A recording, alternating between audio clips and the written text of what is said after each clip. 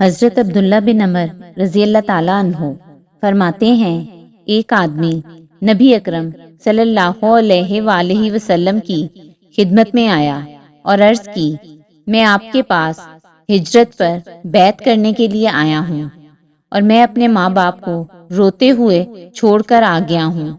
حضور صلی اللہ علیہ وآلہ وسلم نے فرمایا، تو واپس لوٹ جا اور جیسے تو نے ان کو رلایا ہے اسی طرح ان کو خوش کر۔ حضرت ابو ہریرہ رضی اللہ تعالیٰ عنہ فرماتے ہیں کہ رسول اللہ صلی اللہ علیہ وآلہ وسلم نے ارشاد فرمایا، لوگوں کی عورتوں کو پاک دامن رکھو، بدلے میں تمہاری عورتوں کو پاک دامن رکھا جائے گا۔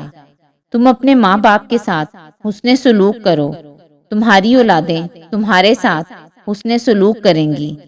جس شخص کے پاس اس کا بھائی لاچار ہو کر آئے، اس کو چاہیے کہ اپنے بھائی کی بات کو مانے، خواہ حق پر ہو یا نا حق ہو۔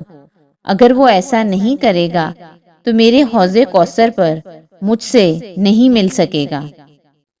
ام المومنین حضرت عائشہ رضی اللہ تعالی عنہا فرماتی ہیں کہ رسول اللہ صلی اللہ علیہ وآلہ وسلم نے ارشاد فرمایا، میں سویا تو میں نے خود کو خواب میں جنت میں دیکھا۔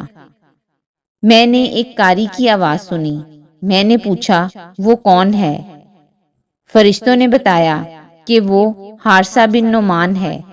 رسول اللہ صلی اللہ علیہ وآلہ وسلم نے فرمایا، خدمت کا یہی صلہ ملا کرتا ہے، وہ اپنی ماں کی بہت خدمت کیا کرتا تھا۔